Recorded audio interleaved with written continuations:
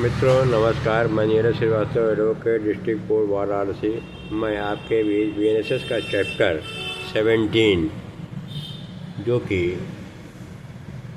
Commencement of the proceeding before magistrate के नाम से रहा है। ये चैप्टर जो है सीआरपीसी का 16 था। सीआरपीसी में चैप्टर 16 में मजिस्ट्रेट के सामने कार्यवाही का प्रारंभ कैसे होगा वो प्रोसीजर जो है इसमें बताता था। ये सीआरपीसी का चैप्टर 16 सेक्शन 204 से लेकर के 210 तक के बीच में था और बीएनएसएस का चैप्टर 17 अब बन गया 227 से लेकर 233 के बीच में। इसका थोड़ा अध्ययन करने का प्रयास किया जा रहा है। इसमें 227 बीएनएसएस का है जो कि सीआरपीसी का सेक्शन 204 था। अभी हम लोगों ने इसके ठीक पहले पढ़ा कि अगर मजिस्ट्रेट को लगता है कि जो कंप्लेंट आया है उसमें जो है प्रिमा फेसाई अपराध मुलजिम के खिलाफ नहीं बन रहा है तो उसमें 203 में वो डिसमिस कर देता है, कंप्लेंट को डिसमिस कर दिया। अब यहाँ 204 सीआरपीसी जो था डिसमिसल वही चीज़ है, आदेशिका का जारी। अब यहाँ पर 203 में डिसमिसल था, अब 204 जो सीआरपीसी का था आदेश का जारी करने का। यानी अब मजिस्ट्रेट को लगता है कि अब जो है मुलजिम के खिलाफ जो है विचारणा करने के लिए सफिशिएंट एविडेंस रिकॉर्ड पर है। तो 204 जो सीआरपीसी है वही 227 है, सम्मन का जारी होना। अगर जो है कांग्रेस ले लिया और लगता है कि कंप्लेंट जो है सही है कंप्लेंट की, तो अब जो है अगर सम्मन मामला है तो सम्मन जारी करने की बात इसमें बताता है। अगर वारंट मामला है तो सीधे वारंट भी भेज सकता है, कोर्ट चाहे तो वारंट के पहले सम्मन भी भेज सकता है। इतनी बात कहा। लेकिन सम्मन या वारंट भेजने के साथ साथ इलेक्ट्रॉनिक माध्यम से ऑडियो वीडियो व्हाट्सएप चैट वगैरह के माध्यम से ये चीज़ जो है अब नई किताब में जुड़ गया। इसके माध्यम से भी सम्मन भेजने की बात है। इस तरीके से 227 सब क्लास 1 जिसे 204 का था सब क्लास 1 का और खा दिया। सम्मन मामले में कैसे सम्मन जाएगा, वारंट मामले में अगर वारंट सीधे भी भेज सकता है। अब मामला फिर इसका सब क्लास 2 कह रहा है कि अवैध के विरुद्ध अब सब क्लास 1 के अधीन तब तक कोई सम्मन वारंट नहीं भेजा जाएगा।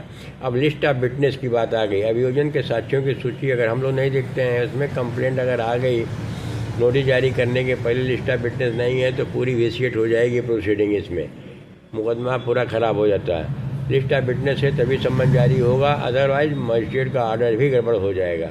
फिर इसी का सब क्लास 3 बता रहा है 227 का सब क्लास 3 लिखित परिवाद पर संस्थित कार्यवाही में उपधारा 1 के अधीन, मतलब जो सम्मन मामला वारंट मामला के अधीन किए गए प्रत्येक सम्मन या वारंट के साथ उस परिवाद की प्रतिलिपि भेजी जाएगी। सम्मन या वारंट के जो भेजा जा रहा है, जो सूचना भेजी जा रही है मुलजिम को, उसके साथ में कंप्लेंट की कापी का होना आवश्यक है। अगर नहीं है तो भी मुकदमा प्रोसीडिंग विसिएट कर दी हो जाएगी, दूषित हो जाएगी। फिर आता है सेक्शन 4 इसका, जब तत्समय प्रवृत्त किसी विधि के अधीन कोई आदेश का फीस, कोर्ट फीस वगैरह जमा करने की, जो हम लोग चलवाना लगा करके नोटिस भेज देते हैं, और फीस अगर नहीं दी जाती है तो भी वो परिवाद खारिज हो सकता है। इस तरीके से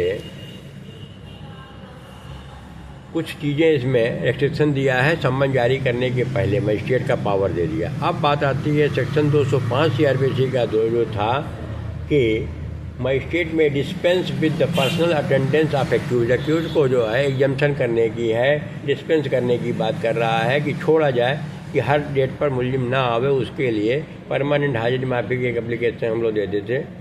इसमें डिस्क्रिशनरी पावर होता है कोर्ट का। इसमें दिया भी है जब कभी कोई मजिस्ट्रेट सम्मन जारी करता है तब यदि उसे ऐसा करने का कारण प्रतीत होता है कि अभियुक्त को व्यक्तिगत हाजिरी से अभिमुक्त कर सकता है, अधिवक्ता के माध्यम से हाजिर होने के लिए आज्ञा दे सकता है, किंतु मामले की जांच विचारण करने वाला मजिस्ट्रेट स्वविवेकानुसार कार्यवाही के किसी प्रक्रम में अभियुक्त की व्यक्तिगत हाजिरी का निर्देश दे सकता है। मतलब जब आगे का फर्दर आर्डर के लिए, तब फर्दर आर्डर होने तक के लिए परमानेंट हाजिरी माफ़ी के बारे में आता है। चूँकि ये मजिस्ट्रेट ट्रायल के मुकदमे संबंधित चैप्टर में ये बात आई हुई है 205 तो ये जो है लॉ से जो है सेशन कोर्ट ट्रायल में भी लागू होती है, लेकिन जो है रूलिंग के आधार पर ये चलेगा। सेशन कोर्ट में हम लोग देखते हैं परमानेंट हाजिरी माफ़ी नहीं चलती है, लेकिन विशेष परिस्थिति में केस लॉ के आधार पर वहाँ पे दिया सकता है सेक्शन 205 का आधार बना करके। इस तरीके से 205, 228 बेनेसेस रहा है।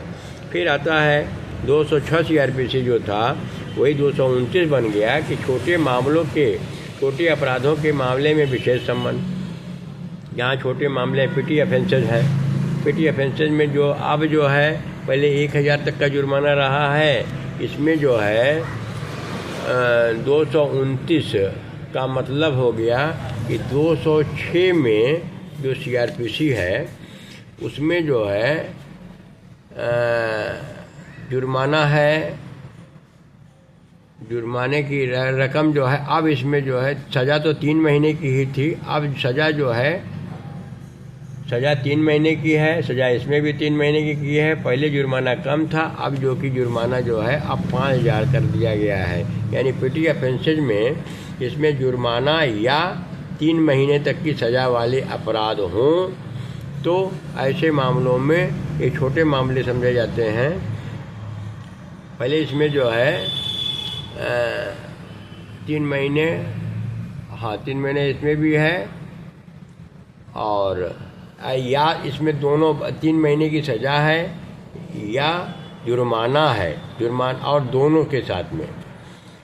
तो जहाँ पर छोटे ऑफेंसेज की बात है इसमें जो है 5000 तक का जुर्माने की बात कही गई। छोटे अपराध हैं, मोटर व्हीकल एक्ट वगैरह में जैसे इसमें कहा गया है कि जुर्माना भी हो या दंड से हो, 3 महीने तक की सज़ा हो या दोनों हो, तो इसमें विशेष संबंध, इसमें थ्रू प्लीडर जो है अपना वो जुर्माना मुलजिम जमा कर सकता है।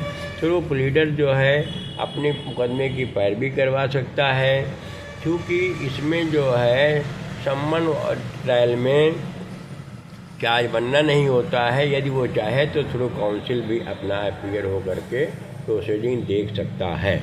इस तरीके से जो ये 206 है छोटे मामलों के बारे में, इसमें थोड़ा सा रिलैक्सेशन देता है कि एडवोकेट अधिवक्ता के माध्यम से अपना आवेदन कोर्ट में पेश करा सकता है। जुर्माना अगर कन्फेशन कर ले और लगे कि हाँ जमा कर सकता है तो मुकदमे को समाप्त भी करा सकता है। इस तरीके से ये 229 जो कि 206 था। अब जो इसके बाद आता है CRPC का 207 CRPC जो थी अब 230 बन गई।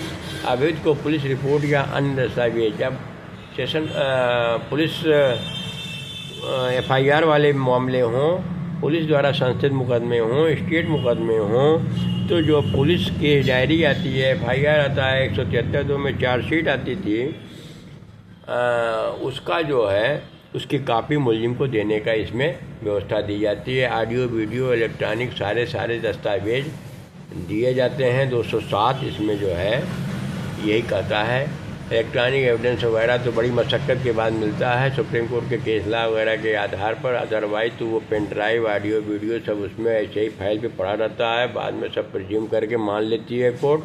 इसलिए उसको लेना और देखना, स्टडी करना उसका भी डिफेंस काउंसिल की जिम्मेदारी रहती है। वो कैसे लेगा और बिना लिए अध्ययन किए उसको जो है आगे मुकदमे को नहीं बढ़ने देना चाहिए। इसी तरीके से अगला सेक्शन CRPC का था 208 जो कि 231 है।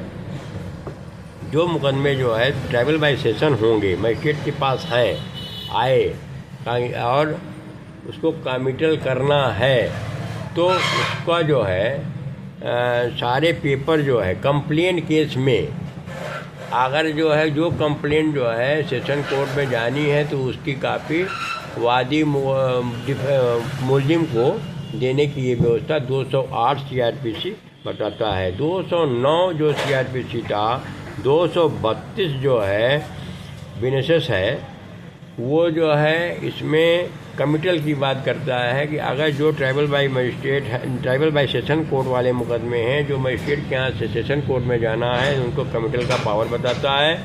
इसके बाद जो है 210 जो है यानी 233 बिजनेसेस है, जो कि परिवाद वाले मामले में अगर कोई 2 मुकदमे हैं, एक कंप्लेंट चल रहा है या एक स्टेट एफआईआर भी दर्ज हुई है, कोर्ट को ये मालूम पड़ता है कि स्टेट मुकदमे में अभी विवेचना चल रही है, तो कंप्लेंट केस को रोक देने का इसमें जो है पावर मजिस्ट्रेट को देता है। इस तरीके से 233 बिजनेसेस जो है 210 CRPC का, जो कि सब्सिक्वेंट सेक्शन जो है 210 CRPC का 233 रहा है कि 2 मुकदमे सेम ही फैक्ट पर चल रहे हों। एक जो है एफआईआर पर जो है पुलिस विवेचना कर रही हो, और एक जो है दूसरा जो है कंप्लेंट केस फाइल किया गया हो, तो कंप्लेंट केस को तब तक रोक दिया जाएगा जब तक कि पुलिस की विवेचना पूरी न हो जाए। आने के बाद ही जो कंप्लेंट मुकदमा और स्टेट जो रहेगा उसको एक साथ फिर ट्रायल मजिस्ट्रेट करेगा। इस तरीके से ये छोटा चैप्टर रहा है, इसका अध्ययन हम लोगों ने किया। पुनः मैं किसी अन्य टॉपिक पे आपके भी साथ उपस्थित होऊंगा। तब तक के लिए धन्यवाद, नमस्कार।